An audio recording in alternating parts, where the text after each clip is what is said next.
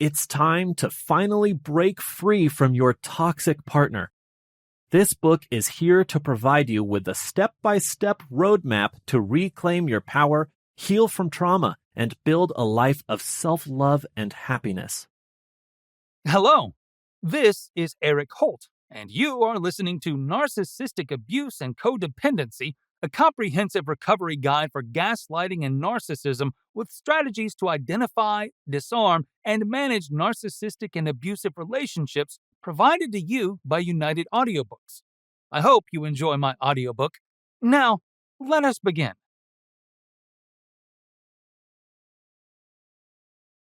Introduction. On Facebook, I have seen numerous posts about people caving in to exploitation by others. Examples include continuing toxic relationships because of guilt about being cold-hearted, lending money that is not repaid, and doing favors for others that are not ultimately beneficial. Codependency is an intimate dance between codependents and narcissistic personality types. Let me share my favorite codependent joke to help you better understand codependency. Two codependents have sex.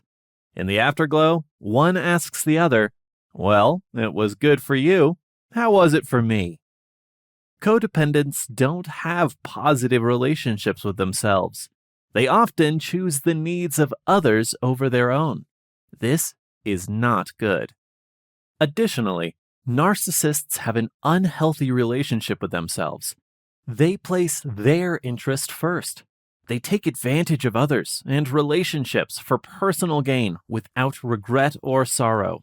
They fail to recognize their role in wrongdoing and shift the blame to others. It is easy to understand how codependents and narcissists become entangled. It resembles the fitting together of two puzzle pieces. One is the easier target for the other. However, there is more of a relationship. It is discovered that this interaction has familial ties. You are more likely to develop codependency or narcissism yourself if you have one narcissistic parent. The same is true if you have two narcissistic parents. Codependency recovery enables a person to begin establishing boundaries and challenging the narcissist. All humans find it extremely difficult to imagine someone who is completely incapable of feeling empathy or being able to learn from past mistakes. A codependent's primary mistake is assuming the best about the narcissistic partner because it is difficult to imagine how someone could be so unforgiving and selfish. Thus, the dynamic starts. The good news for the codependent is that there is still the possibility for healing once they fully appreciate how lacking in compassion the narcissist is, an attribute that characterizes us as humans. Codependents can work well with a therapist to make adjustments because they are ready to place the blame for issues on themselves. For the narcissist, not so. They are pathologically incapable of changing because they are trapped in their universe of non-blame. How can people change if they cannot recognize that they have a problem? This book intends to provide helpful insights and techniques to help you recover from gaslighting and narcissism, with strategies to detect, disarm, and manage narcissistic and abusive relationships. If you're ready to start your recovery path through personalized coaching and support, this book can help.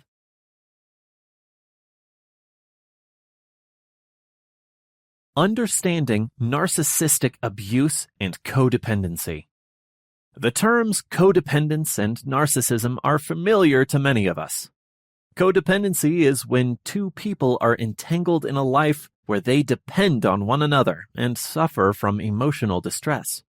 A narcissistic partner is self-centered, arrogant, and lacks empathy for their partner.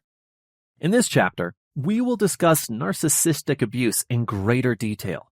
We'll also look at codependency, a natural complement to narcissistic abuse. What is narcissistic abuse?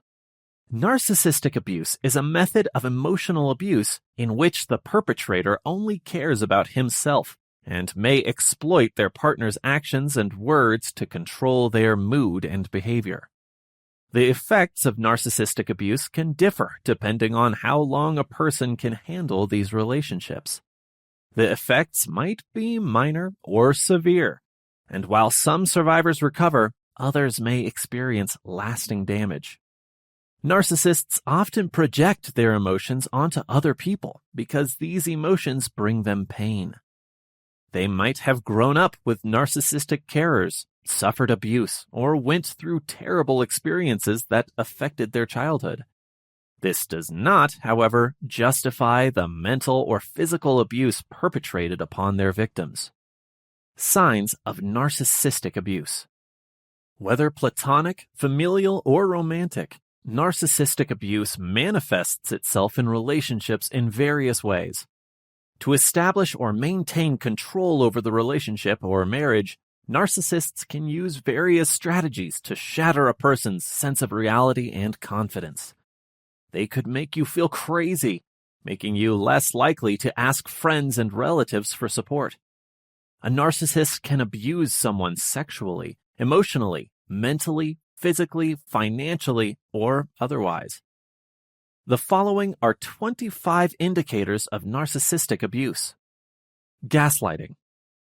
Narcissistic gaslighting involves intentionally leading someone to doubt their understanding of reality or think they're mentally ill. Narcissists will accomplish this by using precise, targeted gaslighting language. You no longer feel like the person you used to be. You feel like everything you do is wrong. You always believe it's your fault when things go wrong. You feel less confident and more anxious than you did previously. You often wonder if you're being too sensitive. You often doubt whether your response to your partner is appropriate. You apologize frequently, and you have a sense that something's wrong, but are unable to pinpoint what it is. Verbal and emotional abuse. A narcissist often emotionally or verbally abuses you to maintain control and further undermine you. Behavior that is intended to hurt you is what defines emotional abuse. This may appear as lying, threatening to harm you, or calling you stupid. Name-calling and insults are examples of verbal abuse. Projection. Narcissistic projection entails blaming the victim for one's problems rather than accepting responsibility. For instance, a narcissistic abuser would claim that their partner lied when, in fact, they had lied. This is known as DARVO, D-A-R-V-O, or deny, attack, reverse victim, and offender. Or they accuse a partner of wrongdoing when they haven't. This confuses. Attempts to keep you away from your loved ones. Narcissists make you dependent on them by cutting you off from your friends and family. They can control you if they cut you off from your support network. They can claim they don't like your friends or family, complain that you spend too much time with them, or disparage their behavior or interactions with you to influence how you feel. Physical violence threats. Narcissists often experience anger, although this emotion does not always translate into physical aggression. Narcissists can use threats of harm as coercion to prevent you from leaving or seeing your family. They frighten you by threatening to use violence to keep getting what they want. They might say something like, "You'll regret leaving," or "I'll punch you if you try to go out with your friends tonight." Regular criticism and insults. One of narcissists' tactics is making you feel dependent on them as a means of control and manipulation. They will degrade you and others to appear and feel superior to everyone else. They can never be wrong and must always feel superior to others to avoid appearing stupid. Censorship. When you are in a relationship with a narcissist, you may want to tread carefully around them to prevent provoking an angry reaction. This could manifest as self-censorship or shutting down your feelings and thoughts to appease the narcissist and prevent aggressive behaviors that may arise if there is a dispute. The victim becomes helpless due to this censorship, perpetuating the narcissist's dominance and control cycle, creating fear for their reactions. More than enough fear of a rage outburst, bodily harm, or public humiliation can induce someone to learn how to prevent these events. The unpredictable and inconsistent nature of narcissistic behavior might increase anxiety levels. Narcissists enjoy playing this game because it enables them to achieve their goals. Strategically pleasing others. People pleasers are not often associated with narcissists. However, narcissists will purposefully appease others if it makes them feel good, looks good in front of others, or allows them to advance in society.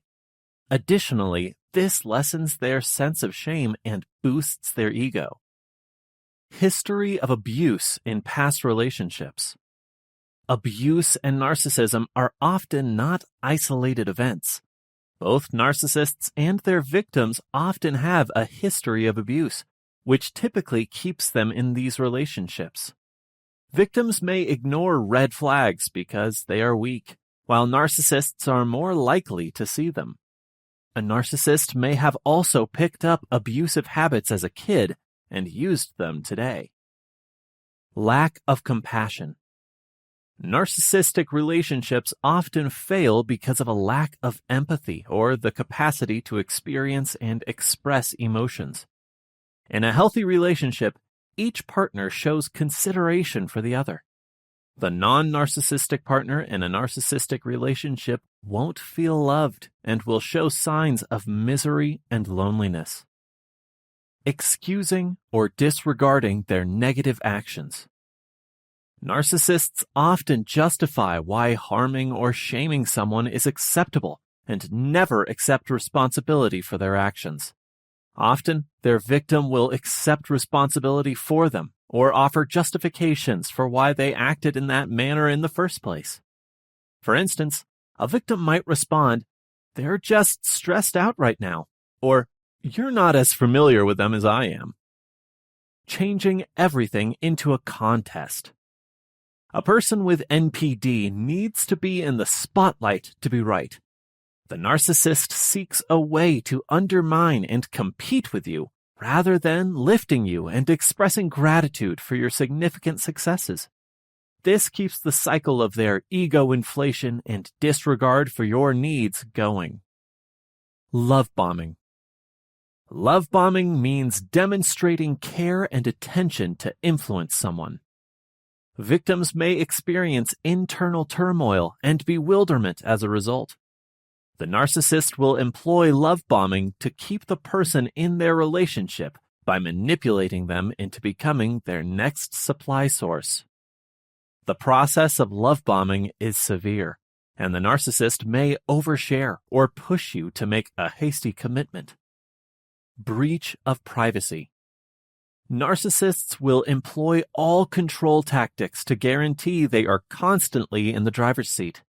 They will constantly inquire as to your whereabouts, companions, and schedule. To keep an eye on you, they might inquire about your passcodes or break into your email. Superior and haughty attitude. A narcissist's inflated sense of self-importance leaves little time or room for anyone else, making the other person feel isolated in the relationship. Because narcissists cannot establish connections with people, the other party often feels unheard or disregarded in relationships. You will eventually learn to hide your emotions or open up about what's going on in your life. Mistrust building outside of the relationship. A narcissist will gradually distance you from your supporters to completely control you and all you do. Typically, this begins subtly, with little criticism towards your family or friends. These actions will become more extreme until you believe your support network is not looking out for your interests. As a result, the victim becomes even more isolated, dependent, and alone. Increased feeling of entitlement. narcissists anticipate being treated differently. If you don't give in to all of their demands and wishes, they'll start acting out. You can get the cold shoulder or the silent treatment, or you might experience teasing or physical violence. Possessive behaviors. Narcissists are experts at controlling people's emotions. Your thoughts and desires will be subject to the control of a manipulative narcissist. Gaslighting is the most typical manipulation, but future promises and emotional blackmail are other possibilities. Confusion, low self-esteem, worry, shame, and guilt are all effects of manipulation. Additionally, you can be persuaded to stay in bed, skip work, have sex, or give the narcissist money. Adopting a victim mentality.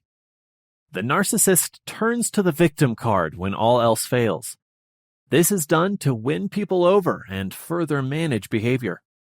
Although narcissists may have a strong, dominant personality, a 2020 study found that they often exhibit victimhood.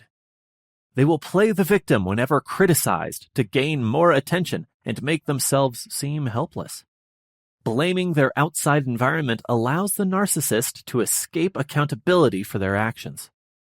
Attempting to control you.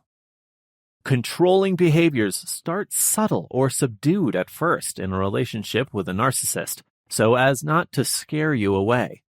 As they try to exert more influence over you over time, the controlling behaviors will get worse.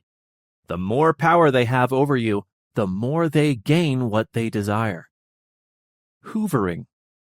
Hoovering, commonly after a round of silent treatment, refers to sucking someone back into a relationship. Emotional blackmail has also been used to describe hoovering.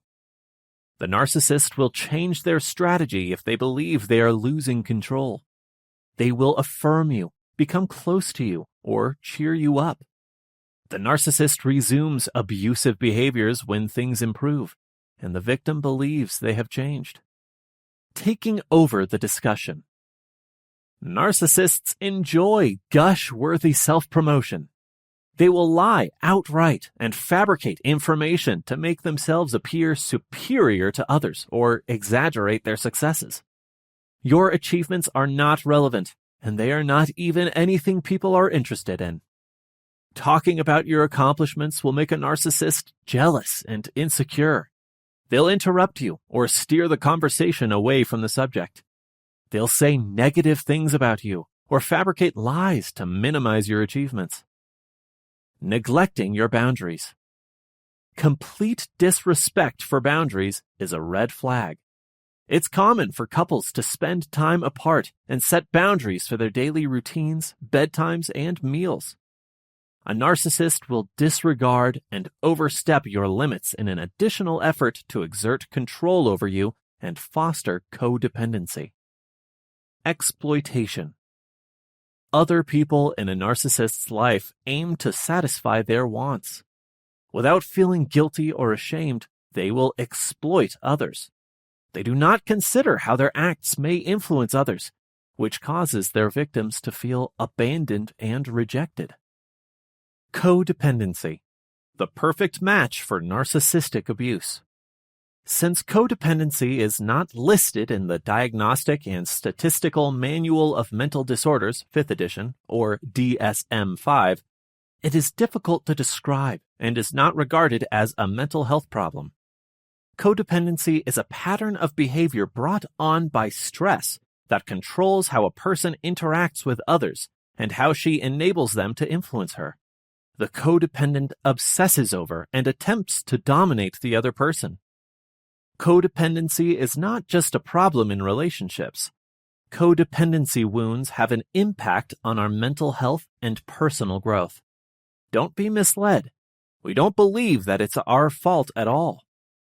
Codependency is a survival strategy that enabled us to survive our dysfunctional family upbringing. However, that shift came at a cost to our authenticity, originality, and future quality of life. Who are codependents? Some might believe that codependency only occurs in weak individuals, despite the above criteria. That is completely untrue. Anyone can develop codependency given the right circumstances, especially if you've experienced neglect or abuse as a child. The term codependent was first used to refer to those who put out fires and keep people outside of their loved one's environment from learning about the loved one's destructive behavior, such as alcoholism. Simply put, a codependent supports another person's bad behavior. Codependency is a relationship addiction, since it affects a person's capacity to have a fulfilling and amicable relationship through emotional and behavioral patterns. The attraction between narcissists and codependents can be alluring, but it may be harmful. Don't lose hope. You can take precautions. People who have codependent and narcissistic traits are often attracted to one another. An initially narcissistic personality may be appealing due to, among other qualities, charisma and confidence. A codependent person may first come across as compassionate and generous in addition to other desirable personal qualities. This couple may click for several reasons, including their desire to feel needed. Continuous giving is a trait of codependence, while taking is a trait of narcissists. Although these two people have much in common, their differences could make their connection toxic or unpleasant. A relationship may become unbalanced if you discover that you have codependent tendencies while a person you care about has narcissistic traits. However, setting limits and attempting counseling can help resolve these issues, possibly even before they arise. Practicing mindfulness is the first step to improving your relationship with yourself and someone you care about. The impact of narcissistic abuse on the self. Narcissist abuse syndrome victims may exhibit verbal, emotional, physical, psychological, and domestic abuse symptoms. Relationship abuse victims sustain emotional and perhaps physical harm. Examples of psychological violence include sabotage, defamation campaigns, resistance, and various forms of pressure and control. Post-traumatic stress disorder or PTSD symptoms may develop due to ongoing abuse, especially in victims who have already suffered trauma. Narcissistic abuse can also leave victims with overpowering emotions of helplessness, a lingering sense of humiliation, and traumatic flashbacks. Since narcissists are skilled manipulators and can distort reality to fit their purposes, it can be challenging to pinpoint or name the experience while a victim is in the midst of a cycle of narcissistic abuse. Dissociation is when victims feel emotionally or physically cut off from their surroundings. Their memory and sense of reality are interfered with by this. To appease a narcissistic abuser, victims might set aside their own needs. A weakened immune system, early aging, weight gain, and other physical health problems can result from chronic stress brought on by emotional and psychological abuse. Victims of narcissistic abuse syndrome may also exhibit tendencies towards self-harm or suicide ideation in addition to the depression and anxiety connected to the syndrome. Anxiety. Many victims of narcissistic abuse have anxiety every day. You could suffer extreme worry or anxiety in relationships with new individuals after experiencing narcissistic abuse. When someone leaves an abusive relationship, they may suffer separation anxiety, which makes them feel terrified and lost when alone. If a narcissist has abused you and you are experiencing symptoms like anxiety attacks, panic attacks, or hypervigilance, know that these symptoms will pass with time, especially if you can work through your trauma with a therapist. Depression. Many victims of narcissistic abuse go on to experience depression. After being told how useless and stupid they are by their abuser for months or years, survivors often battle feelings of worthlessness. You might also isolate yourself after years of manipulation and gaslighting, which can exacerbate depressive symptoms. Post-traumatic stress. You probably have post-traumatic stress disorder symptoms if you are the victim of narcissistic abuse. Your mind will be always on the lookout for danger. This is because the stressful experiences set off your body's fight or flight reaction. Anything connected to such memories can therefore cause an anxiety attack. After being the victim of narcissistic abuse, you can feel the need to always be vigilant. Narcissistic abuse victims often say they never knew what their abuser would do next.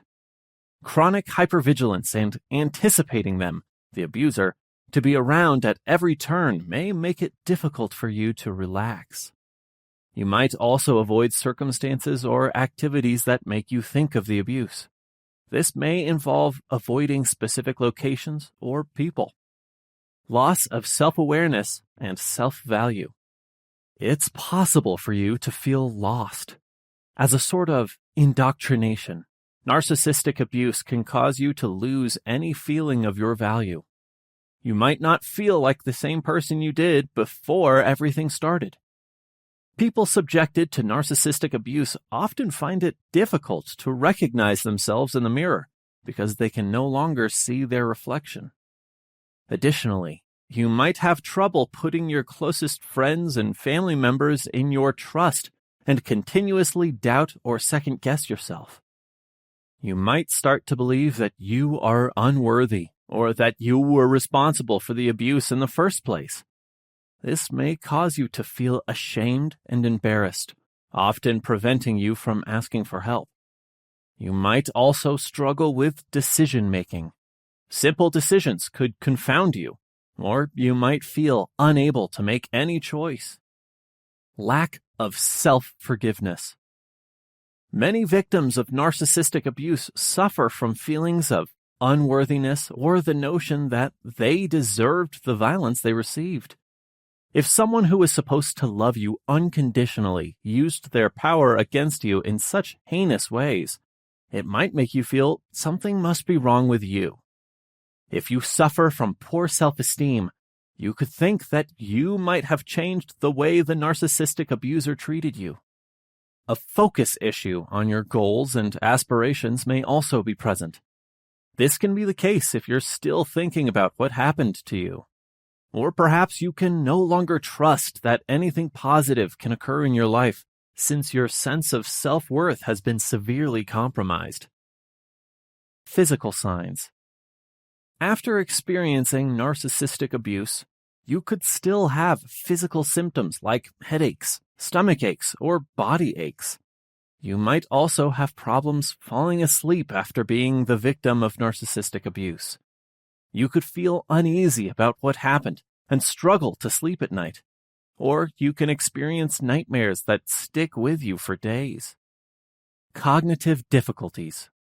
You could find it challenging to focus on everyday tasks after experiencing narcissistic abuse, such as finishing work or watching TV. It is well recognized that unpleasant memories can make concentrating and staying focused difficult. You might lose some memory, particularly recent memory. This is because injured brain tissue experiences an increase in stress hormones, which impact the hippocampal area of your brain. Emotional brittleness. It's usual to experience abrupt mood swings and irritation after experiencing a traumatic incident, such as narcissistic abuse. Or you might experience emotionlessness and feel like a machine. You can suffer depersonalization. In this case, it might seem as if nothing is as it seems. Even the urge to wreak revenge on your abuser could arise. But this hostility feeds the cycle of anxiety and stress, leading to mental health issues. Effects on children. Children who see narcissistic abuse may be more susceptible to mental health issues, including PTSD, anxiety disorders, or depression. They may experience phobias in situations that trigger their painful memories. Additionally, they can feel enraged with you or the outside world, be socially isolated, or struggle with low confidence or self-esteem. Stuck in a cycle. Many victims of narcissistic abuse get trapped in a cycle where their abuser keeps in touch with them even after the relationship has ended. They could be nice to you, a tactic known as hoovering, to win you back, make threats, or try to control you by making you feel bad for them. Narcissists may employ this strategy to keep their victims mired in a cycle of abuse. Trust issues. Your trustworthiness will probably be quite poor following narcissistic abuse. This could seem positive in some ways, but it might also make it harder for you to build relationships in the future. Other issues, including social anxiety, could result from this one. You can continually question whether others are honest with you or merely playing on your emotions to achieve their goals. You might develop an excessive sense of vigilance and sensitivity to criticism or judgment from others, due to your dread of being betrayed once more.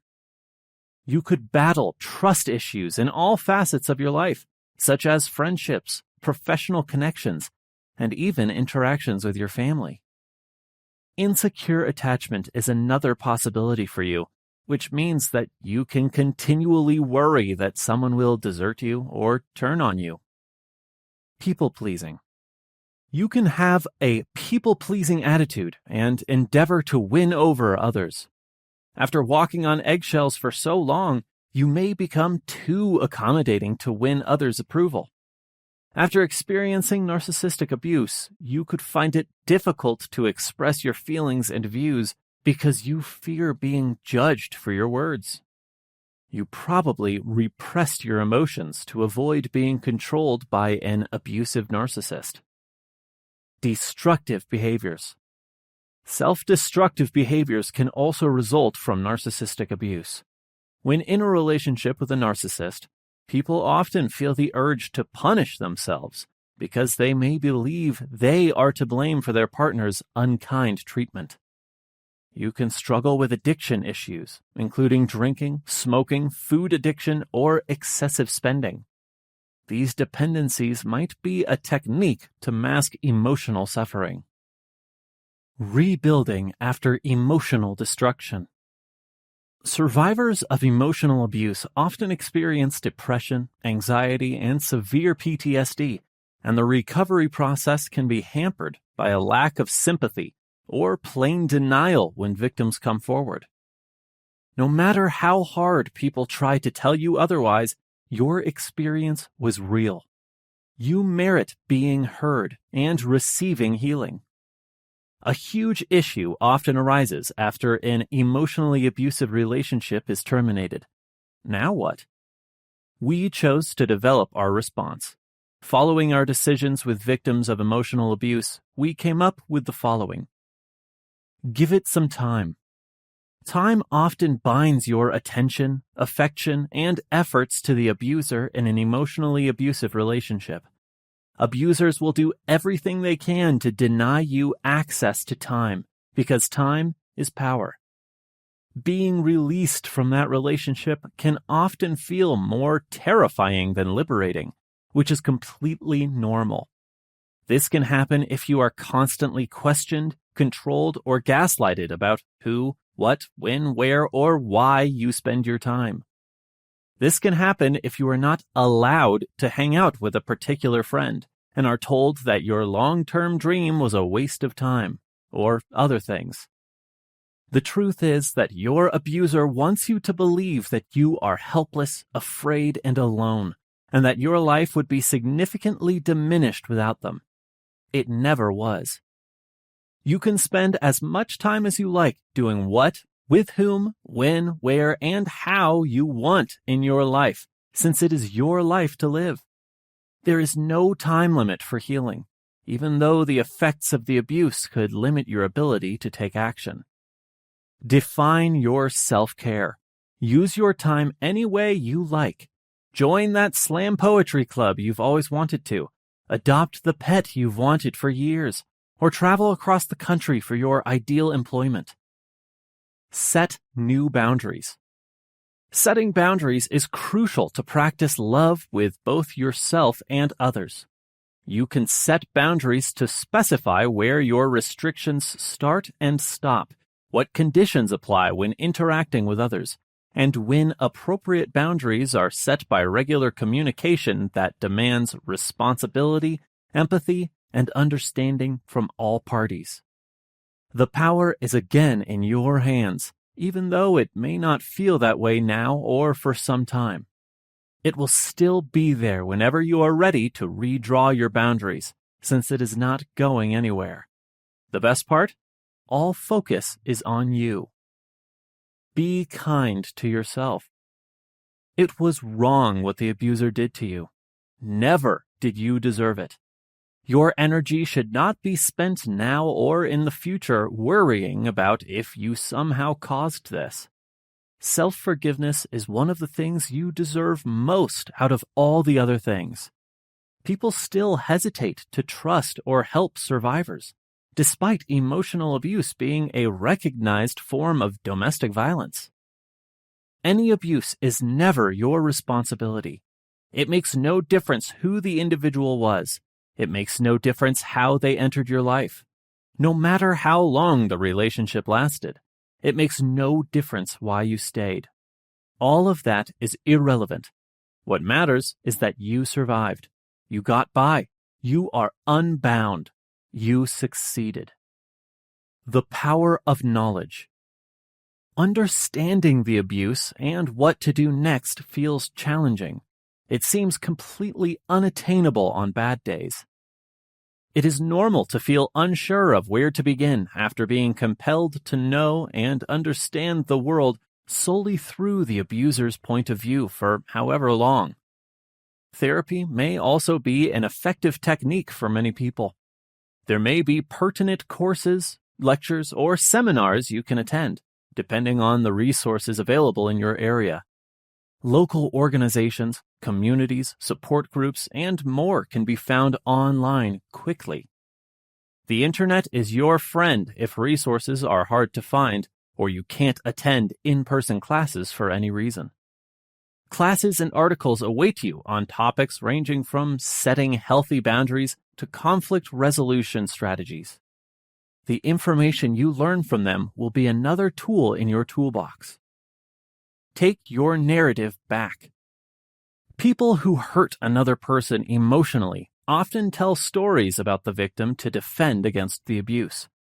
This often assumes that the abuser is always right and that the victim has little control over what they say or do, other than to support their viewpoint and choices. False narratives that are abusive might sound like many different things.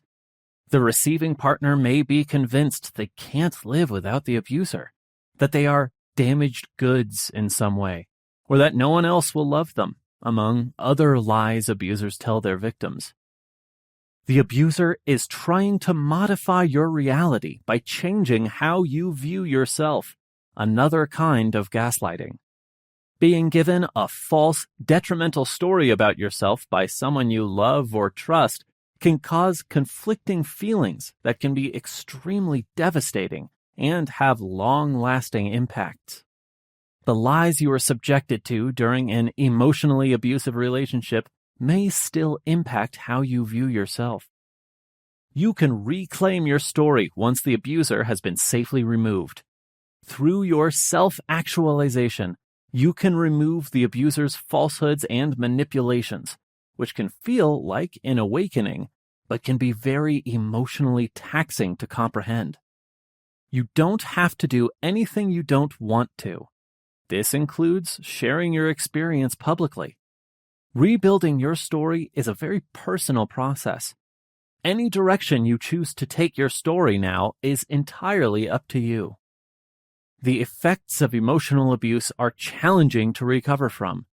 It's okay to feel like you're struggling because you are healing from the effects of months, years, or decades of abuse.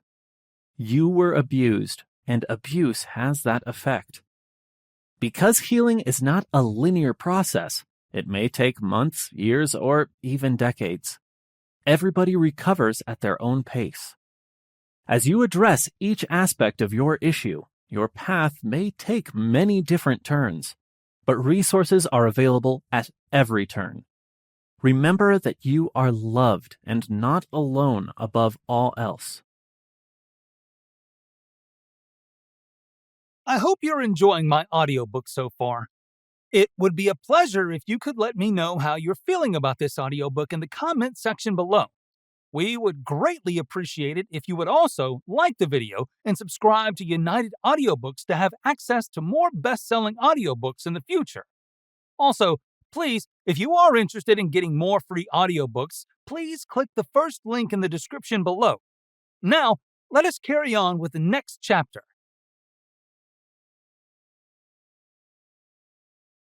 Identifying narcissistic and abusive relationships. According to experts, several variables are to blame for the sharp rise in narcissists we are currently witnessing.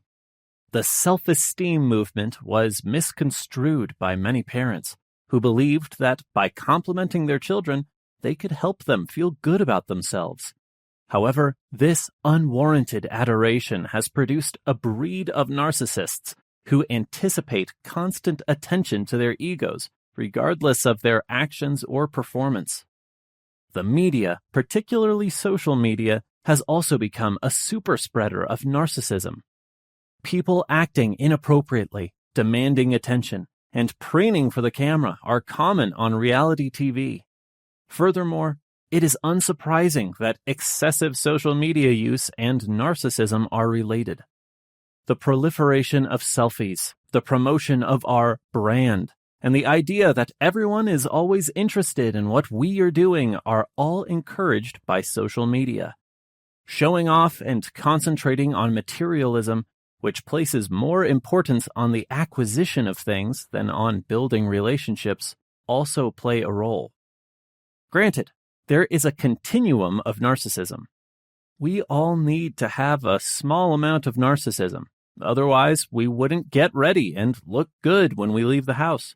However, dating someone can be miserable if their narcissism has gone from healthy to pathological. Types of narcissism. The 9 characteristics that make up a narcissistic personality disorder are listed in the Diagnostic and Statistical Manual of Mental Disorders, DSM-5, the manual therapists use to diagnose personality disorders. Others have distinguished numerous narcissistic subtypes, although the DSM does not categorize NPD into subtypes, and as a result, these are not official diagnoses. It can be useful to be aware of them so you can avoid them the next time you see them in a potential partner.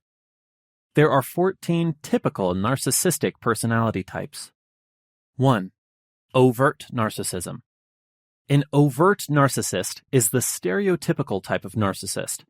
They act haughtily, exaggerate their achievements, and take part in actions meant to impress others. They think they are more exceptional and deserving than others due to their exaggerated egos. Furthermore, although being quick to criticize others' weaknesses, they cannot own any flaws or shortcomings in themselves. An outgoing disposition used to attract attention and expand their audience for boasting is often present with overt narcissism. Overt narcissists utilize their charisma and charm to make people believe in their superiority. However, due to their inability to empathize, these interactions are only superficial and short-lived. 2. Covert narcissism. Even though they have extreme emotional brittleness, ongoing envy, and trouble taking criticism, covert narcissists, also known as weak narcissists, often present as restrained, self-depreciating, and anxious. Covert narcissists often assess their own pleasure, assets, and interpersonal connections compared to others. As a result, they often spend time alone and may be more suicidal than other people with NPD. 3. Hypervigilant narcissism. The necessity to always be on the lookout for threats is reflected in hypervigilance. When this quality is combined with narcissism, the outcome is a person who is constantly on the lookout for indications of criticism or insults from others. Narcissists who are excessively watchful for rejection perceive slights and insults in the seemingly innocent actions of others. Narcissists who are overly watchful of others cannot relax because they constantly look for probable disrespect or denigration signs. These narcissists find social interaction to be extremely painful. The chances of rejection or desertion that social settings bring are too great for them to face, even though they believe they deserve attention and appreciation from others. 4. Grandiose narcissism. Grandiose narcissists exhibit tendencies of arrogance, pretentiousness, and disregard for other people's time. While many people with NPD share these traits, grandiose narcissists tend to exhibit them to a greater extent. These narcissists may be more exploitative, forceful, and extroverted than individuals with typical NPD. Grandiose narcissists often mistrust specialists and their superiors because they have such a strong sense of self-confidence in their skills and intelligence. Instead, they are drawn to people who are full of admiration for them. They could use this to fuel exaggerated or wrong views about their significance, function, skills, or identity, sometimes called delusions of grandeur. 5. Exhibitionist narcissism. Narcissists who need to be the center of attention or be perceived as the life of the party are said to have exhibitionist narcissism.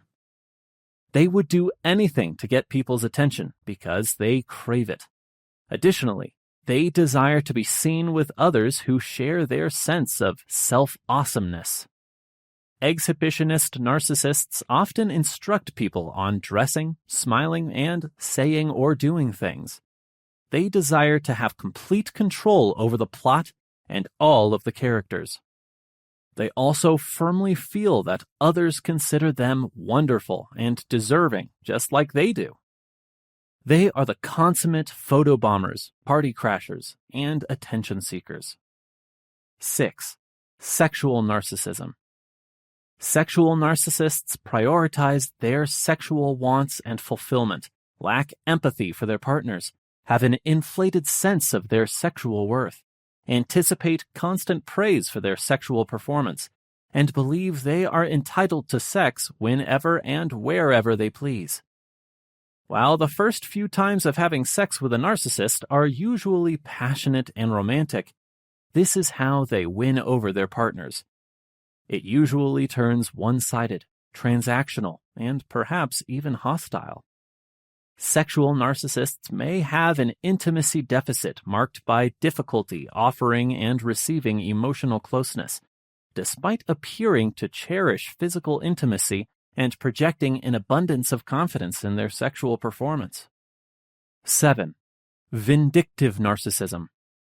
Vindictive narcissists are too sensitive to criticism, rejection, boundaries being set, and arguments. Although they won't say it, they take these encounters very personally and are deeply upset by them. They might then attack and terrorize the person they believe to be unreasonable in return. Intense narcissistic wrath, blackmailing, talking behind someone's back, and ruining their reputation are just a few examples of vindictive narcissistic behavior. Even after receiving an apology or learning that the incident that offended them never occurred, vindictive narcissists often maintain their unwavering opinion of the person who hurt them. 8. Malignant narcissism. Malignant narcissism is an informal name for people displaying signs of NPD and antisocial personality disorder. When these illnesses come together, They manifest as arrogance, a desire for fame and power, a lack of empathy, a propensity to take advantage of or use others, and a desire to intentionally hurt people. Compared to people with ordinary NPD, malignant narcissists often report more impairments, relational difficulties, and poorer treatment outcomes. 9. Antagonistic narcissism. People who combine narcissistic tendencies with a hostile personality portray an incredibly unpleasant persona to others. Instead of exhibiting the more endearing characteristics of entitlement, arrogance, lack of empathy, and contempt for others' well-being, they lack the charm of other narcissistic types. They are extremely protective, read the worst into other people's statements, and react angrily to any real or imagined slights due to their hostile nature. 10. Somatic narcissism.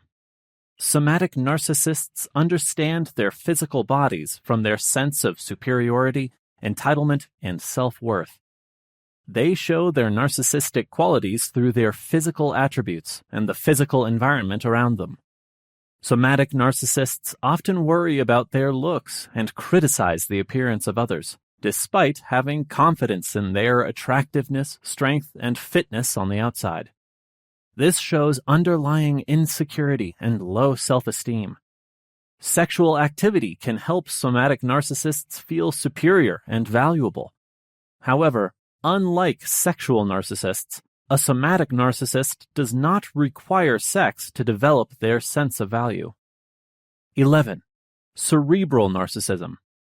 Intellectual narcissists, often called cerebral narcissists, get their narcissistic supply from being seen as knowledgeable, well-read, and skilled. These narcissists often exhibit egotism, use others' intelligence against them, brag about their expertise, correct people excessively, and minimize their intellectual prowess. Intellectual narcissists are often intelligent, but often give the impression that they have more education than they do. This is done to cover up underlying fears and a lack of understanding. 12. Spiritual narcissism. Spiritual narcissists get their sense of worth from their religious beliefs and capacity to manipulate, control, and persuade others. By humiliating, instilling fear, or engaging in narcissistic gaslighting, this narcissist hurts people by appealing to their spirituality. They will inject religion and spirituality into every conversation, criticize others' spiritual practices or lack thereof, and use the Bible to bolster their beliefs, ignoring the times when it contradicts them. Although anyone can be a spiritual narcissist, these individuals tend to be those in positions of authority, or those who have undergone a significant life transformation and used spirituality to help them cope. 13. Communal narcissism. Those with superb, exaggerated views of themselves in a group setting are known as communal narcissists.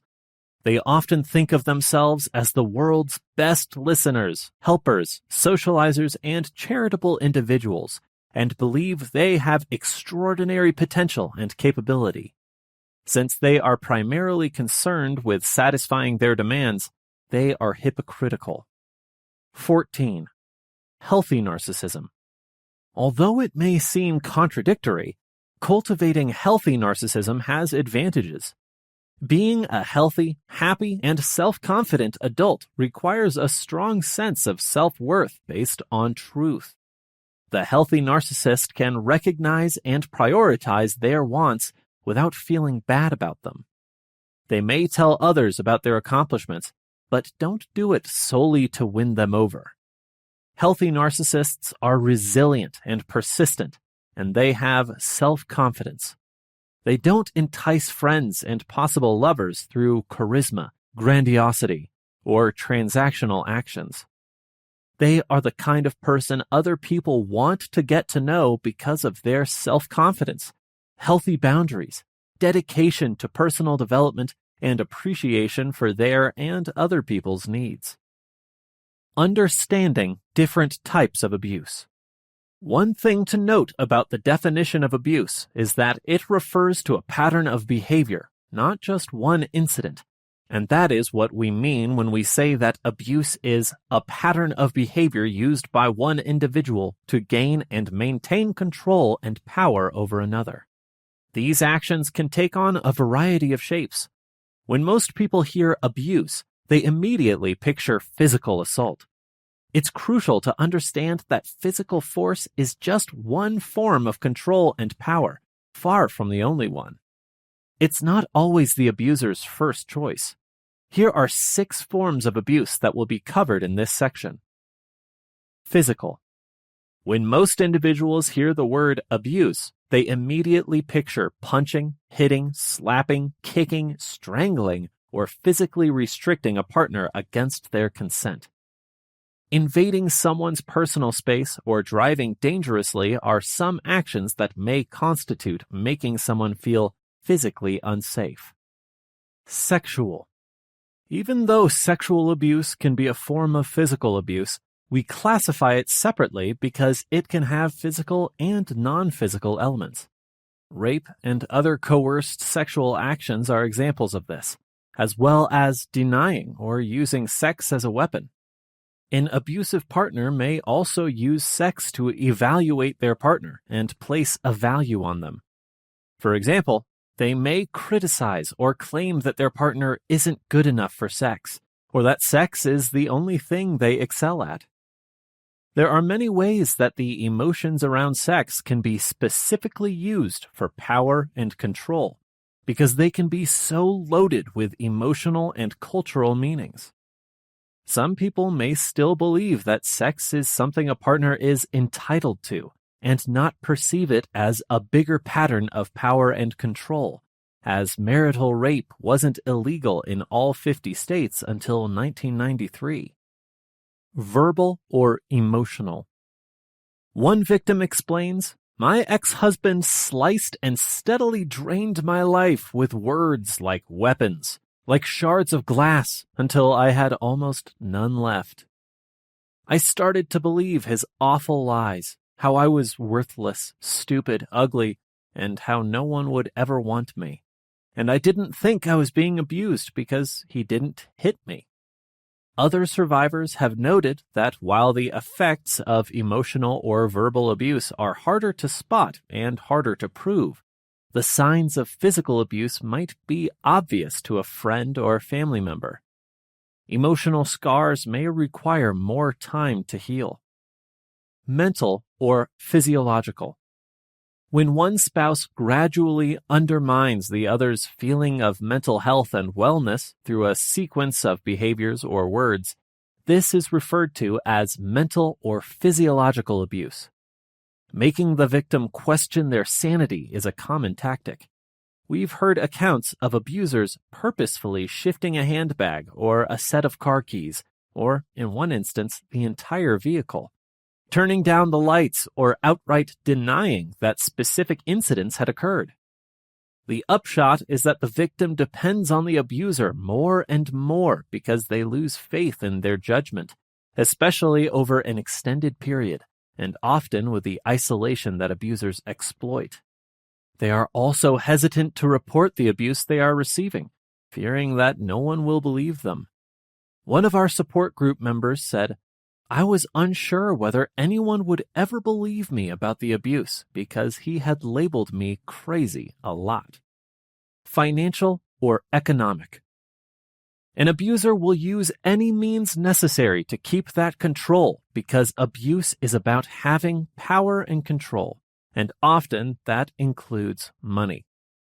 This type of abuse is often a major factor in why someone is unable to leave an abusive relationship, whether it involves controlling the entire household budget and preventing the survivor from having access to their bank accounts or spending money, opening credit cards and accruing debt in the survivor's name, or simply forbidding the survivor from having a job and earning their own money. Due to the abusive person's prior actions, many of the survivors we help have credit issues. your ability to obtain an apartment, a job, a vehicle loan, and other necessities for self-sufficiency may be hampered by poor credit history. We work with survivors to find solutions to these problems, but in the meantime, societal safety nets like financial assistance, food stamps, and health insurance can offer a much-needed bridge. Cultural or identity. Cultural abuse occurs when an abuser uses a victim's unique cultural identity to cause pain or exert control over them. Cultural abuse includes refusing to allow someone to follow their religion's food or dress rules, threatening to out an individual as LGBTQ if their family and friends don't know, using racial insults, or isolating someone who doesn't understand the local language. Healing and recovery from narcissistic abuse. There are difficulties in a relationship with a narcissist, but because of the stages of narcissistic abuse, you can find yourself falling in love with one and then being stuck in the relationship when things start to go south. It can be difficult to overcome narcissistic abuse. Thus, it's common to experience sadness or uncertainty while deciding to exit a relationship. Learn about the stages of recovery from narcissistic abuse here so you'll know what to expect when you decide to leave. What changes does narcissistic abuse make to your brain? It's critical to understand that narcissistic abuse negatively affects your brain if you recover from it. You must know how being a victim of narcissistic abuse can change how your brain works if you want to recover from it. Research indicates that after experiencing narcissistic abuse, your brain's ability to process emotions may change. According to studies, women who have experienced relationship abuse are more prone to display PTSD symptoms.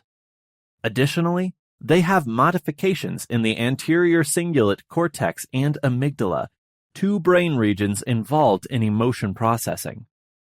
Women have higher brain activity in regions of the brain associated with negative emotions and fear after experiencing interpersonal violence.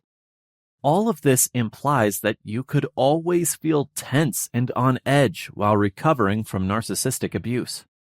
Your brain is continually awake and scanning the environment for threats.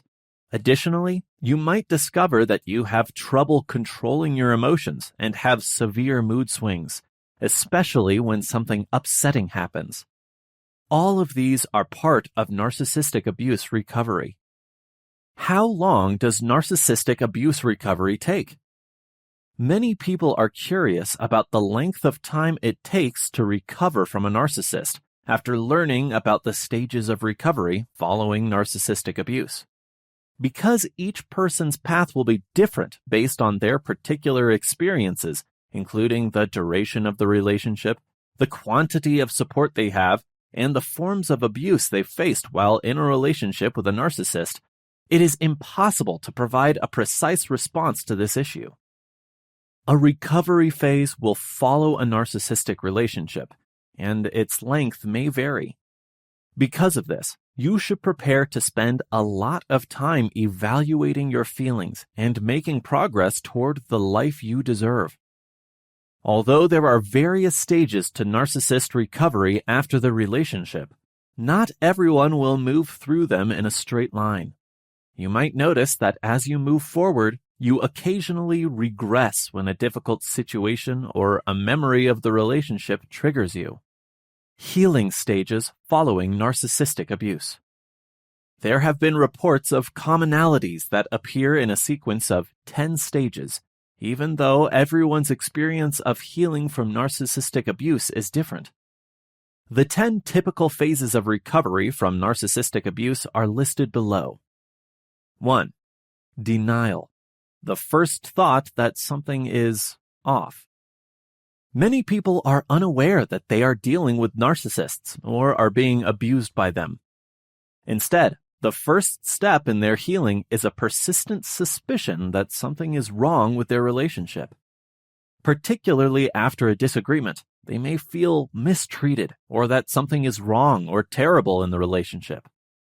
While they may occasionally realize that the narcissist's actions are deplorable or harmful, they often remain in denial by coming up with justifications. They might explain it, for instance, by saying that the person is stressed out or having a bad day, or they might give instances when the individual has shown them kindness or love. Denial is common in the early phases of healing from narcissistic abuse. 2. Suspicions of abuse begin to surface, shocking and confusing. The abuse or narcissism may eventually get so extreme that it becomes nearly hard for the victim to maintain their denial. It is challenging to accept the initial realization that the individual might be a narcissist or that they might have been abused. It often accompanies shock, perplexity, and cognitive dissonance. When something is wrong or harmful, yet you struggle to accept it, you are experiencing cognitive dissonance. This can cause an internal struggle where the individual may alternate between blaming the narcissist and themselves. This stage might last for some time, but eventually ends in acceptance, signaling the passage to the next stage. 3. Identification. Identifying and naming of narcissistic abuse.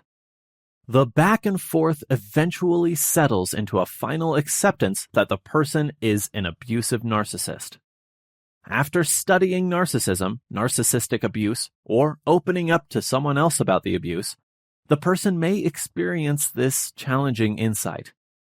Acknowledging and naming the abuse is a crucial turning point, since it is nearly impossible to revert to a state of denial. People often hold out hope that the narcissist in their lives will heal, change, and stop abusing them. They might even try to save the relationship by going to counseling or enlisting the help of the narcissist. Rarely are these attempts successful, and as a result, the person is often forced to go to the next step of separation. 4. Distancing and separating yourself from the abuser. Eventually, narcissistic abuse victims conclude that the abuser is either unable or unwilling to change, and it is up to them to have the courage to leave. This may be the case, beginning with a trial separation, break, or simply taking space away from the abuser by limiting contact. This typically starts with a vicious cycle of abuse, narcissistic wrath, and love bombing. The need to quit the relationship with the narcissist will eventually become apparent to the person. This may be a nasty, traumatic process, particularly for individuals with personal relationships, shared assets, children, or other ties. In these situations, it's typical for the narcissist to turn vicious and vindictive, sabotaging the victim, using the law or other means of retaliation, or using other measures to exact revenge. 5. Complicated grief, emotional turmoil, including anger, guilt, and sadness. After separation, a person recovering from narcissistic abuse may develop complicated grieving or complex post-traumatic stress disorder, CPTSD. Contrary to a normal grieving process, complex grief often entails a range of feelings such as anger, remorse, desire, and sadness. It may be challenging to truly grieve the loss, accept that the relationship is finished, and experience closure due to these conflicting emotions. These emotions could be made even more difficult by lingering worries about what the narcissist will do next to hurt them. The best-case scenario often occurs when the narcissist discards the individual by ceasing all communication, making it difficult to grieve and find closure. Maintaining a healthy distance from narcissists is incredibly difficult due to their severely impaired emotional and social capacities. 6. Education. Obtaining knowledge and assistance to recognize the abuse. Education is a crucial component of recovery for many persons who have severed links or terminated a relationship with an abusive narcissist. They can better understand their experiences by learning more about narcissism and abuse from self-help books, support groups, or online publications. Thanks to the study, many people find that other survivors share their narcissistic abuse experiences. This can be quite affirming and help those in recovery find assistance and understand the abuse. In addition to empowering abuse victims, this method can help them move on to the next healing phase and achieve closure. 7. Healing the wounds of narcissistic abuse through self-care. Finding abilities, outlets, resources, and self-care techniques that aid in the beginning of the healing of the abuse's long-lasting wounds is the next stage in recovery from narcissistic abuse. In this phase, people discover how to get in touch with their emotions, desires, and requirements. This often entails developing self-love, practicing better self-care, and putting one's self first. Narcissists often underestimate, disregard, or violate the needs, wants, and feelings of others, which can lead their victims to become estranged from themselves. Rewiring these inner connections and learning to respect and acknowledge their needs via self-care are the main goals of this healing stage. 8. Restoration. Taking back their independence and starting over. People with narcissistic tendencies are infamous for pressuring and guilting others into spending most of their time and effort taking care of their needs while ignoring their own. Additionally, they often employ abusive methods to exert tight control over their actions, attitudes, whereabouts, and interactions with others. Many people romantically involved with a narcissist exhibit codependent tendencies and have dedicated their lives to caring for others while putting themselves last. This is why it's crucial for someone recovering from narcissistic abuse to focus on creating a new life for themselves. Rebuilding a meaningful life around what they value, need, and want is a part of this process. For instance, some people might want to return to school, change occupations, or follow their hobbies and ambitions. For many, this phase also entails creating a network of allies who can form mutually beneficial relationships. This phase is essential to getting past the abuse and on the path to a more hopeful, content, and purposeful life. 9.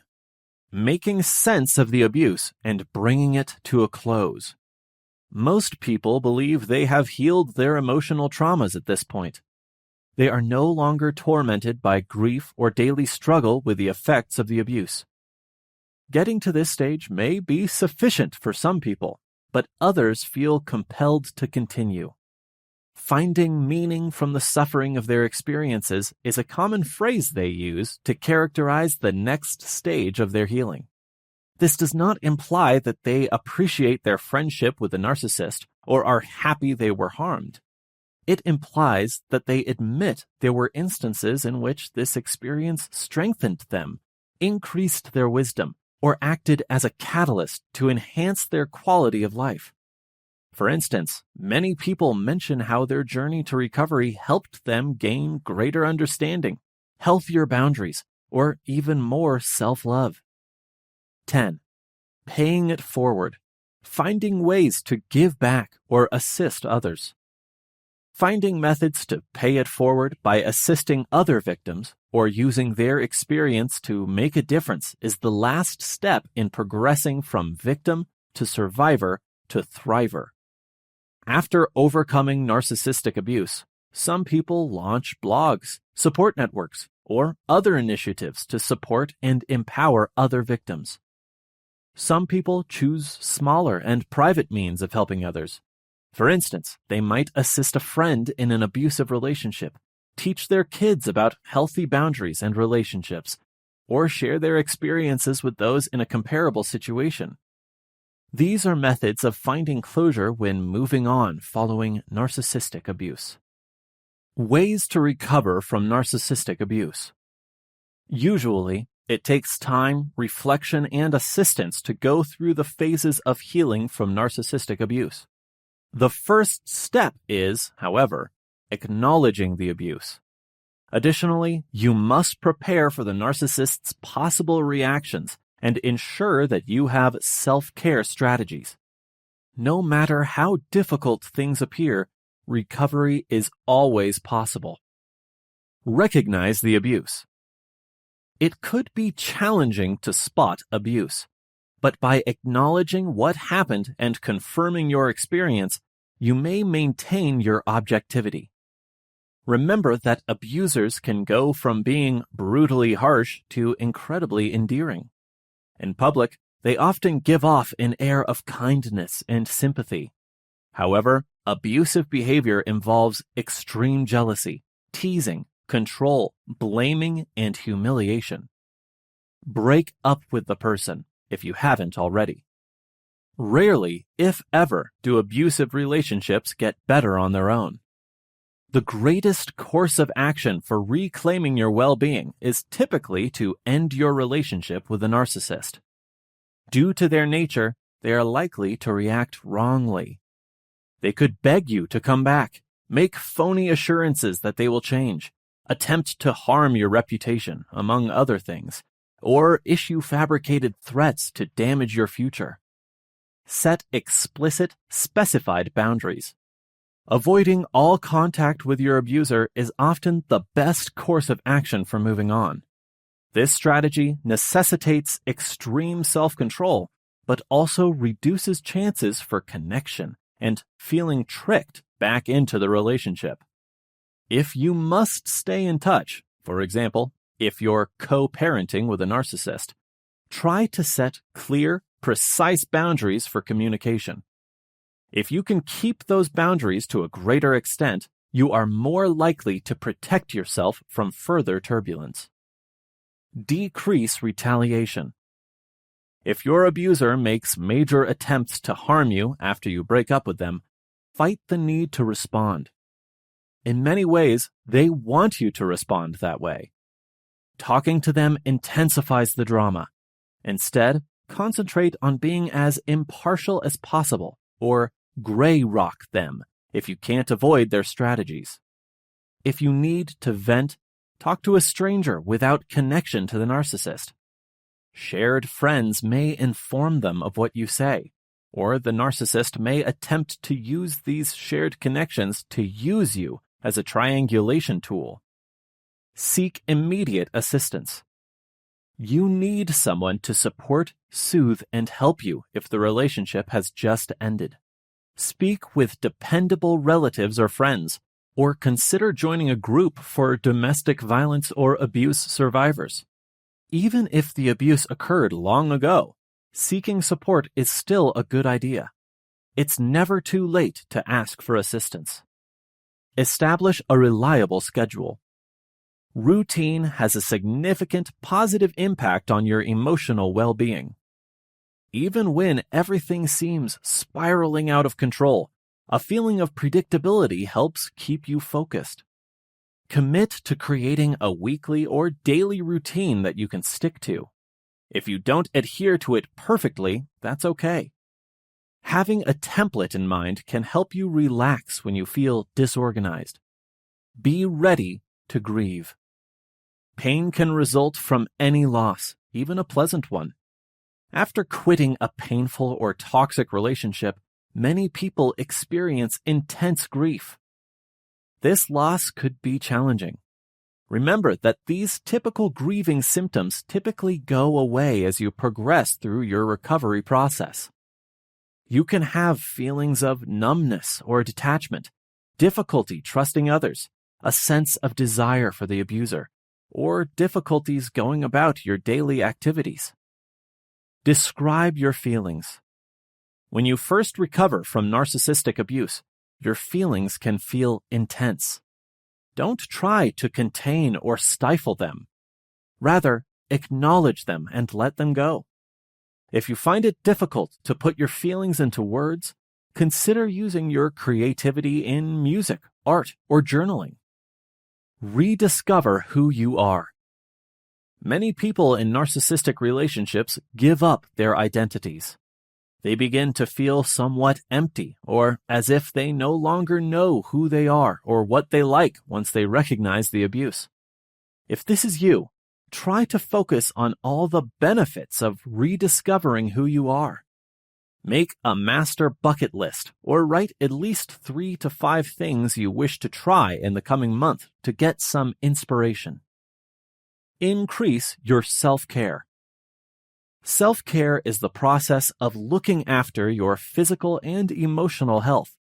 In its most basic form, self-care involves attending to your basic needs. It also entails taking deliberate steps to enhance your self-worth, happiness, satisfying relationships, and a sense of purpose. Think of ways you can make your everyday self-care rituals better. Try to be kind to yourself.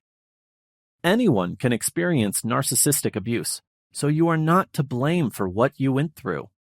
Your ability to move on is only hampered when you blame yourself. When you can, try to be nice and compassionate to yourself.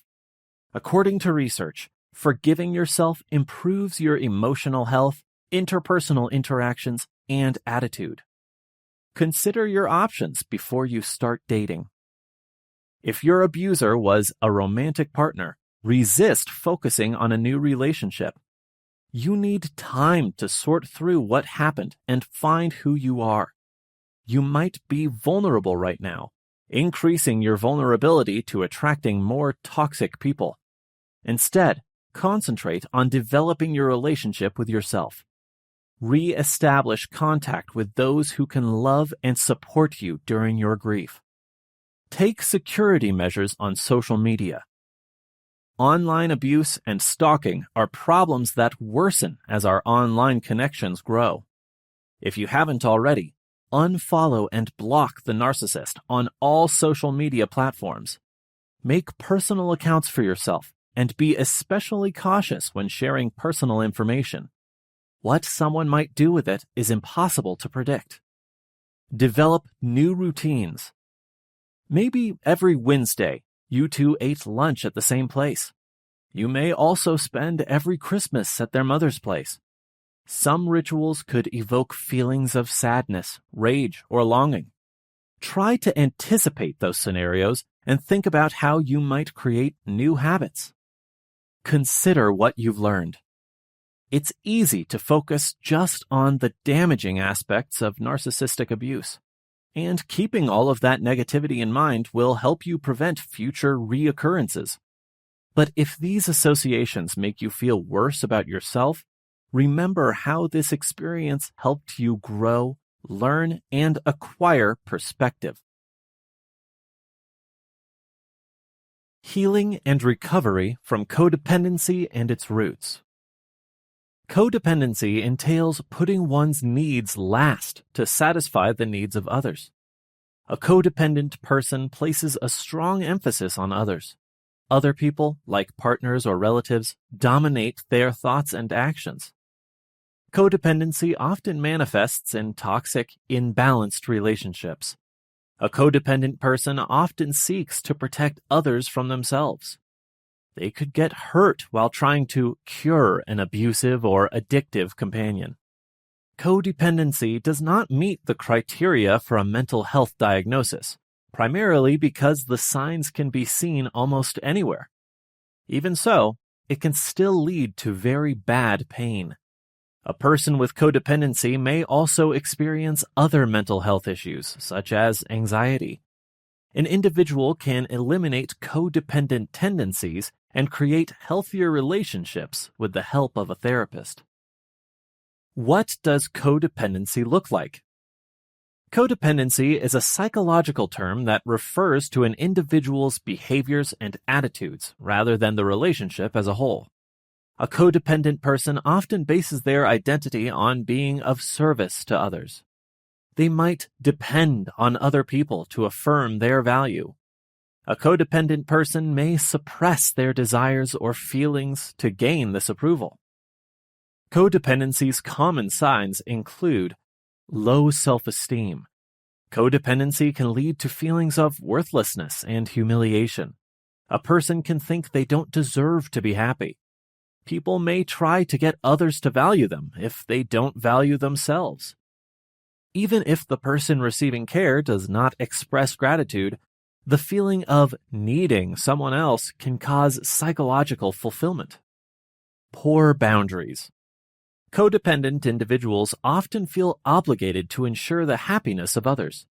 They could find it difficult to say no or prioritize their needs. To avoid upsetting others, they can conceal their genuine emotions and thoughts. A need to save others. Codependent people may believe it is their responsibility to shield their loved ones from harm. If a loved one makes a mistake, they'll probably strive to make things right on their behalf. Such conduct can hinder others' ability to develop their independence or learn from their mistakes. Additionally, it could allow abuse or addiction to continue unchecked. Self-denial. A codependent person often puts the needs of others before their own. They might disregard their own need for rest, comfort, and self-care. When they express their desires, they could experience guilt or fear. Codependent people may feel anxious when others offer them support. Perfectionism. Codependent people often portray themselves as capable and independent. They often take on more obligations than they can manage. They may become insecure if they make a mistake or face criticism. Control issues. A codependent individual may relate their worth to that of others. A codependent person could feel they failed themselves if a loved one fails. Their intentions to improve the lives of others may turn into possessive or dominating behavior. Not all codependent individuals display all of these signs, but if someone exhibits many of these characteristics, they may be codependent. What causes codependency? Codependence typically has a childhood origin. Children often grow up in homes where their emotions are disregarded or punished. The child may feel guilt and low self-esteem due to this emotional neglect. They could think that meeting their wants is not important. Most of the time, one or more parents are not acting in their capacity as guardians. Addiction, mental health conditions, or other issues could all contribute to their malfunction. The youngster might be required to complete things beyond their level of development. A young child might learn to cook if, for instance, a parent is often too drunk to prepare dinner, so the family won't go without food. The difference between a child and an adult is often hazy. A child may take on the role of a parent if their parents aren't fulfilling it for their children. They might do a sister's homework for her or change a brother's diapers. The child may occasionally be required to care for their parent. A parent who has experienced domestic violence could confide in their child. A narcissistic parent could want their child to console and praise them. Enmeshment is a common term for these relationships.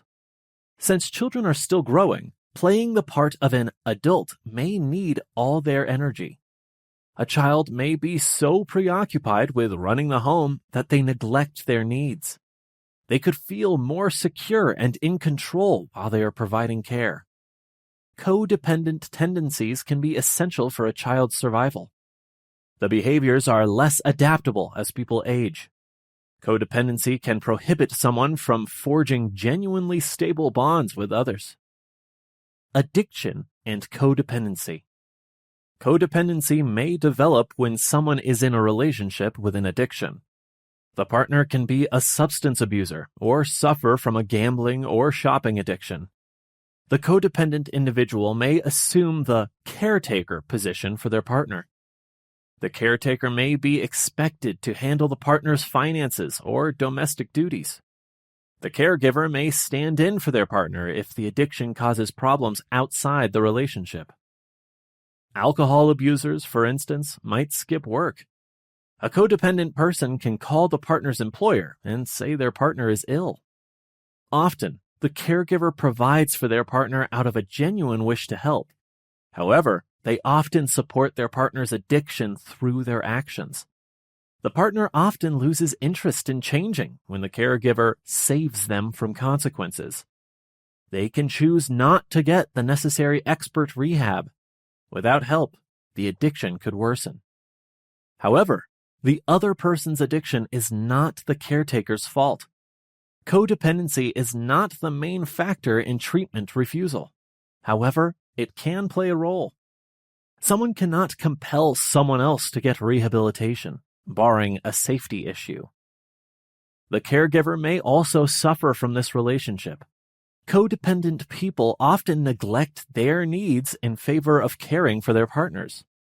Their codependent tendencies may deteriorate over time. It is doubtful that they will seek help for their mental health issues. Abuse and codependency. Living in an abusive home or relationship can also lead to codependency. People who experience emotional abuse may feel inferior or irrelevant. Codependent tendencies may emerge as a method to combat unpleasant emotions. As an illustration, someone might look after an addict to feel needed. Another person can try to gain favor by caring for other people's needs at their own expense. People can experience a sense of power and importance by saving others. A codependent person could feel accountable for the abusive person. A person may attempt to heal an abuser with care if they believe they have an untreated mental health issue. Love, however, cannot cure a mental illness on its own. For the abusive individual to start recovering, professional attention is required. Some members of codependent families might believe that they are defending their loved ones by keeping their issues quiet. But condoning abuse by one person often hurts the other family members. A person may become an accessory after the fact and face legal repercussions if they fail to report child abuse. Codependency and parenting.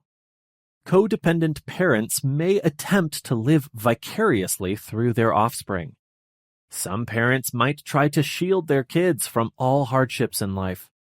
Others could try to manipulate a child so they mature and achieve the parent's standards of success. Children who engage in this practice run the danger of becoming codependent. Children gain a sense of independence when they are free to explore the world and make their plans. Children may learn to disregard their wishes if their parents make all the decisions. They can also develop the ability to put others' needs ahead of their own. These outcomes may last for years. A codependent child could lack self-confidence and have trouble making choices as an adult. They can look for relationships where someone else holds all the aces. Without help, the codependency cycle can last another generation. Codependency and caregivers. Every day, caregivers care for a loved one suffering from a chronic disease or disability. They might offer transportation, bathing assistance, or other daily aid. It might be challenging in and of itself to provide care. However, codependency can make the situation even more complex. You might question your behavior if you're a caretaker. Where do you draw the line between codependency and routine caregiving? Although every circumstance is unique, if you exhibit any of the following symptoms, you should be wary. Forcing a family member to carry out your instructions. You might have to insist on anything regarding someone's safety or health. However, making all of the person's decisions is not required. You don't have to push a loved one toward a more stylish wardrobe if they wear particular clothing. Putting the loved one at the center of your entire life. It can take a lot of time and effort to provide care. However, taking breaks from work and having a social life apart from your partner is crucial. Otherwise, you risk becoming frustrated and bitter. Making your loved one rely solely on you. Many people enjoy feeling necessary. However, there can be a problem if you view other caregivers as rivals or dissuade your loved one from being independent. Codependency can put a lot of strain on your relationship with a loved one. Codependent tendencies should be addressed to strengthen your relationship. A tense environment can become healthier by practicing communication and setting boundaries. Mental health conditions that co-occur with codependency. Codependency can harm a person's well-being even though it's not diagnosed. Low self-esteem and severe feelings of shame are more prevalent among codependent people. According to research, codependency has links to the following conditions: anxiety, borderline personality disorder, dependent personality disorder, eating disorders, and depression. Substance addiction is also a risk factor for codependency. Addiction may develop as a coping mechanism for painful feelings. Some people may use drug addiction to strengthen their relationship with an addicted partner. A codependent individual may experience pressure from a spouse to use drugs or alcohol. You might want to consult a therapist if you believe you might be codependent. A mental health expert might determine the codependency of your behavior. They can also treat any co-occurring mental health conditions. You can investigate the causes of your behavior and develop skills for balancing your demands with those of others through therapy. Narcissist attraction to the codependent. It might be difficult for a codependent person to maintain their independence in a relationship. This becomes much more challenging when the codependent individual is dating a narcissist. Unfortunately, the codependent person unintentionally offers the narcissist a favorable environment for another acquisition. If you want to leave an abusive relationship or avoid one from starting in the first place, you must understand what the narcissist finds so alluring about the codependent. A codependent individual views their partner as their entire universe. Codependent people are willing to put their needs last when caring for themselves. This individual will elevate a partner, showering love and admiration on the person they are in a relationship with. One of the main characteristics of codependency is this total self-giving for a relationship. The narcissist, on the other hand, is oblivious to others. They need unwavering admiration, especially from a romantic interest. The codependent personality will be only too happy to accommodate the narcissist in their belief that they are invincible. The codependent's kindness and eagerness to offer attract the narcissist. The constant adoration supplied by the codependent will provide the narcissist with their fix. In essence, a codependent individual gives, whereas a narcissist takes. These actions breed codependency and entanglement on both sides, which feed into these characteristics. The codependent is a target for the narcissist because they both want to be saved. Even while the codependent personality may not specifically search for a knight in shining armor, they desire a partner who will show them the love and care they long for, but are too insecure to express or demand. After all, a codependent person longs for affection, but often feels undeserving of it. Anyone interested in getting to know this individual could be seen as a hero. During the honeymoon period of a relationship, the narcissist is prone to spoiling a love interest by lavishing them with flattery and tenderness.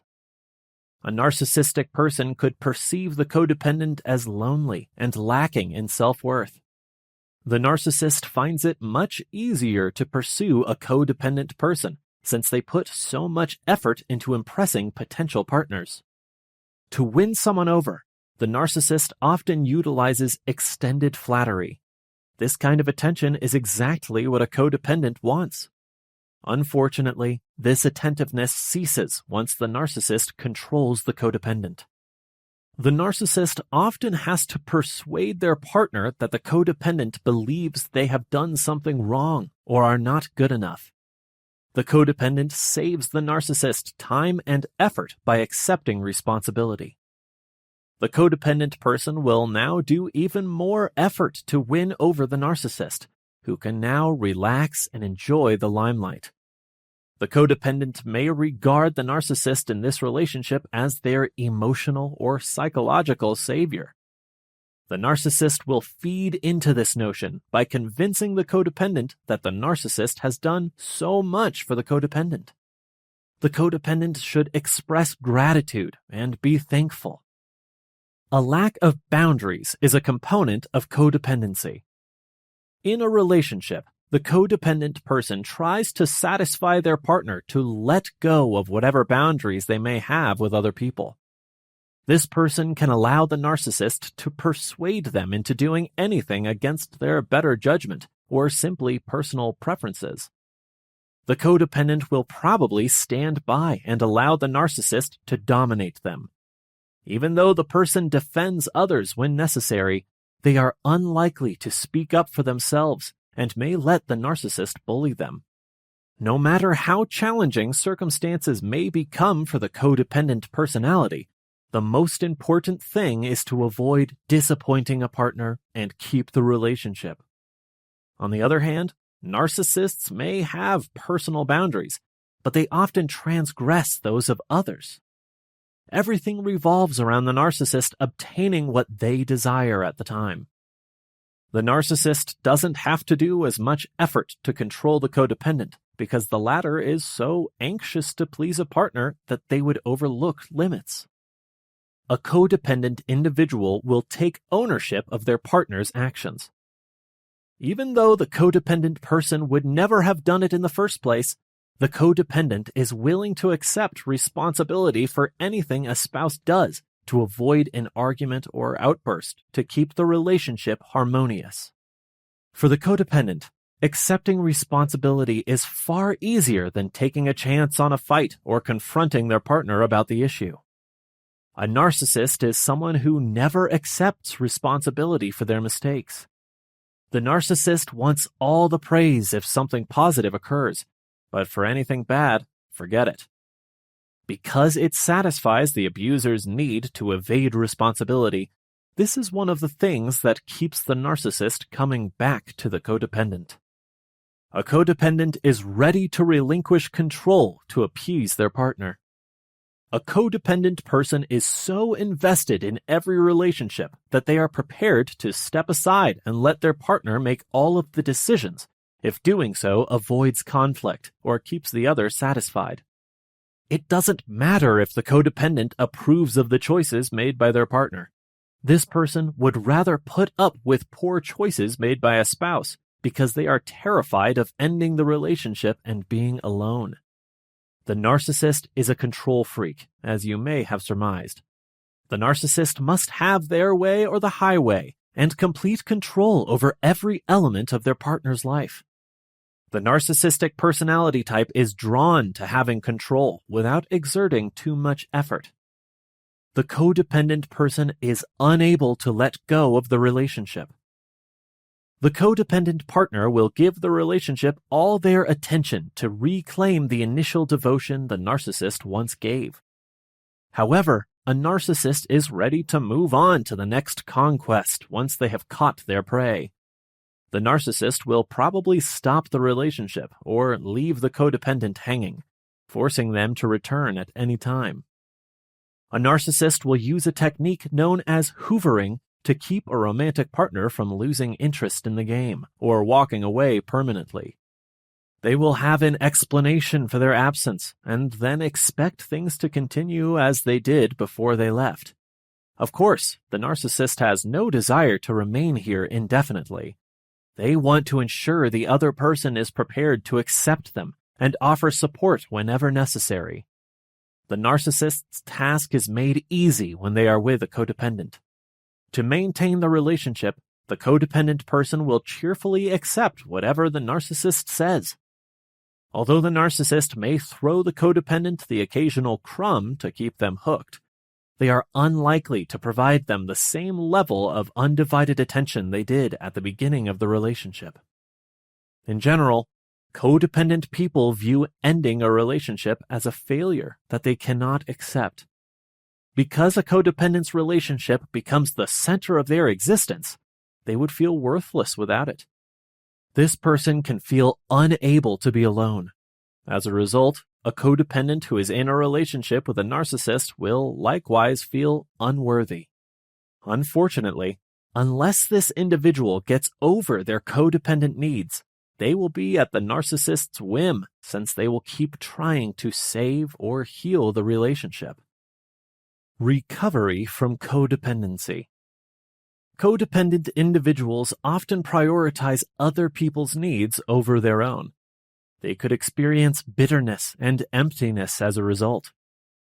Additionally, they could end up in unhealthy relationships. A person can learn more effective social skills through therapy. Since codependent behaviors are often learned early on and reinforced over many years, codependency can be challenging to overcome independently. Codependency can be overcome to improve relationships, lessen anxiety and depression, and boost self-esteem. Therapy for codependency. Codependent traits can be recognized with the help of a therapist. A person can learn to identify and accept emotions they may have suppressed through therapy. Additionally, a therapist can help them understand how and why codependent behaviors became ingrained in their former relationships. Low self-esteem and perfectionism tendencies are common among codependents. Self-compassion education is often a crucial component of healing. In therapy, a person could learn to be patient with and forgiving of themselves. Their desire to overcompensate may wane over time. A therapist can also help individuals strengthen their interpersonal relationships. They could instruct the person on how to help others without condoning inappropriate behavior. Additionally, they could give the person practice with assertiveness. Getting together with peers in a group therapy or support group context can also benefit codependent people. Knowing when to say no. Saying no is one of the most difficult things for a codependent person. They may not notice when their needs aren't satisfied, since they are so accustomed to putting others before themselves. The person can be concerned that a no will end the relationship. But setting sensible boundaries might be advantageous to a relationship. There are fewer opportunities for misunderstandings when people express what they want and do not want in simple terms. A no might also encourage someone to focus their time and effort on the most important things. The codependent individual could become more energized and happier with time. These adjustments may strengthen the relationship as a whole. Depending on what someone needs, boundaries can change. A young couple may decide to limit the number of times they text each other daily. A discussion about sharing finances may occur between two people who are getting married.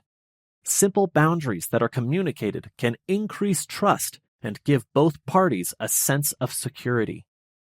Here are some suggestions to consider if you're having trouble telling a loved one no.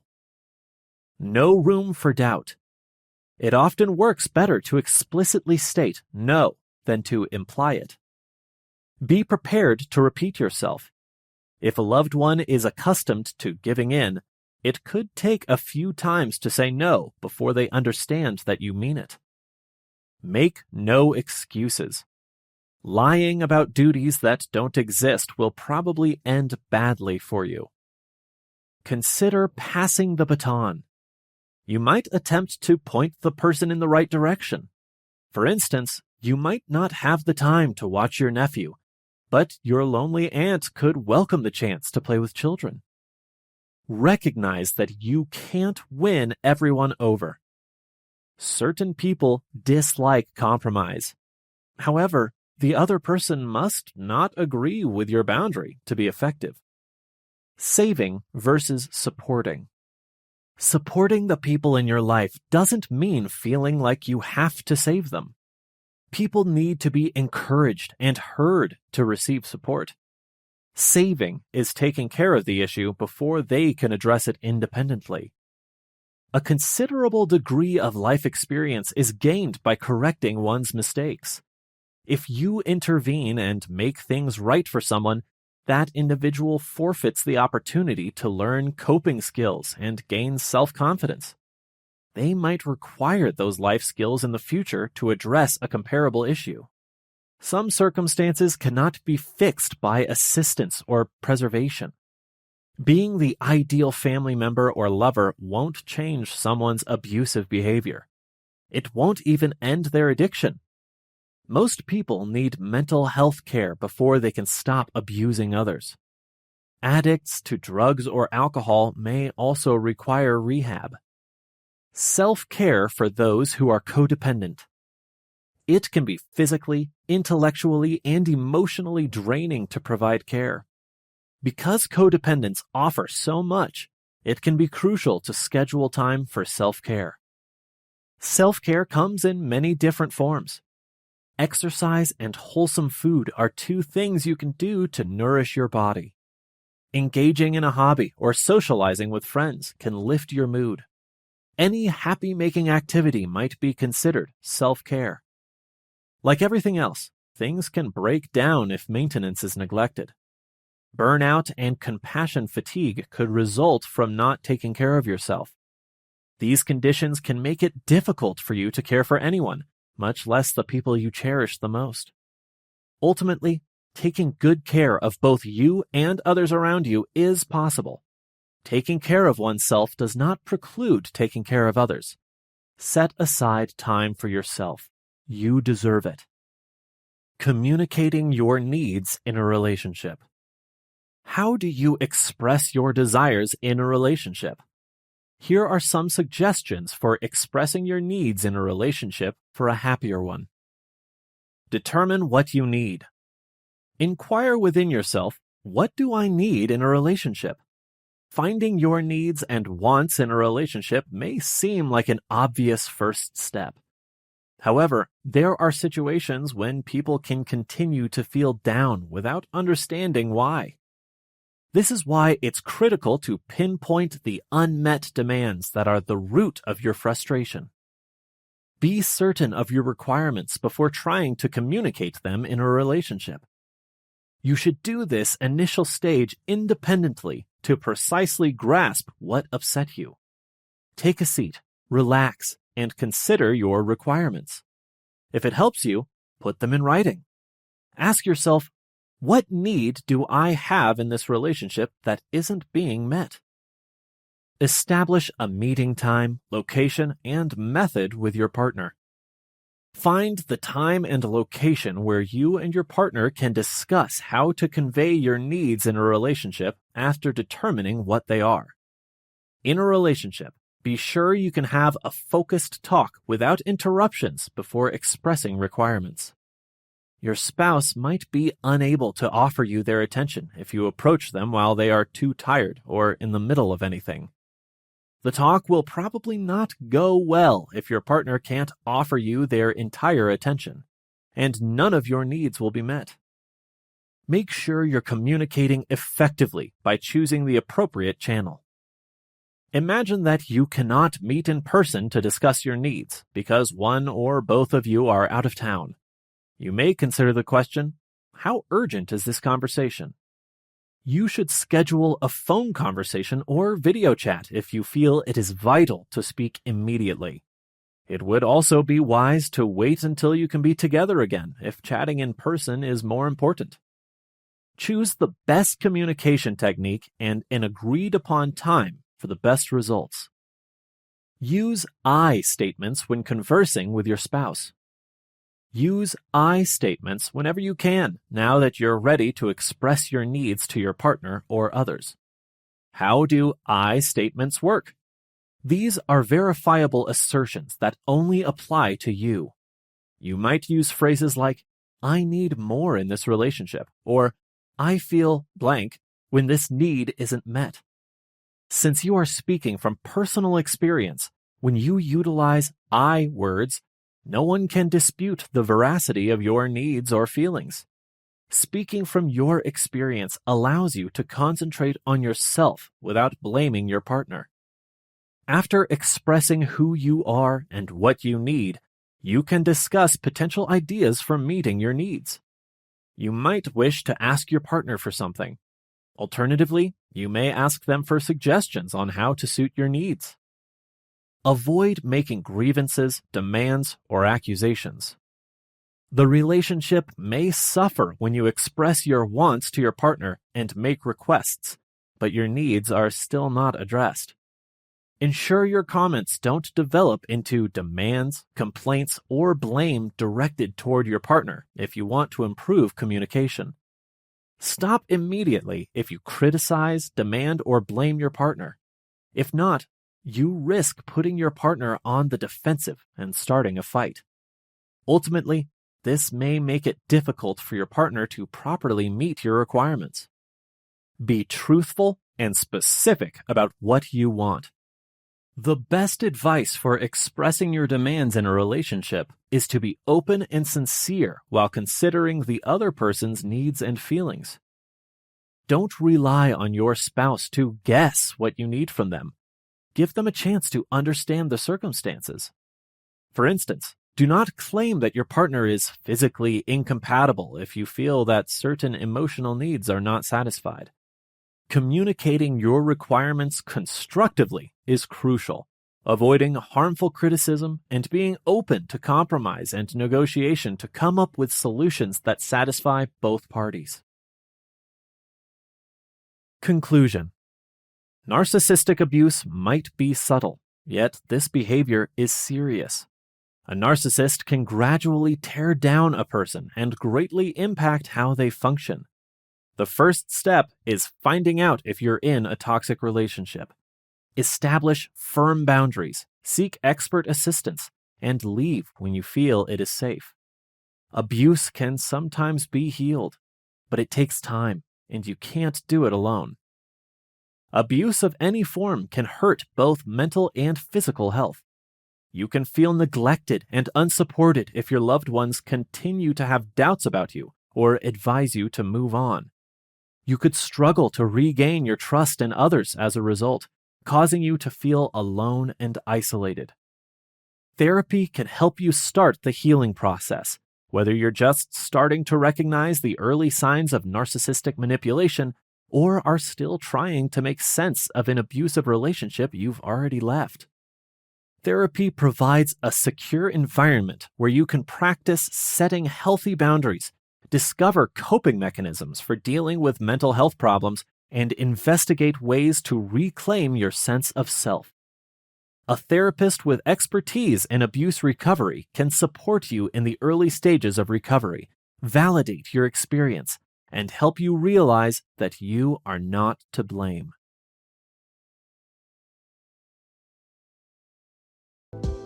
We appreciate you tuning in to one of our captivating audiobooks. For more immersive experiences, here is another audiobook we're certain you'll enjoy. Don't forget to show your support by liking this video, sharing what you loved about this audiobook in the comments section below, and subscribing for more captivating audiobooks like this. Thanks for being a part of our audiobook community.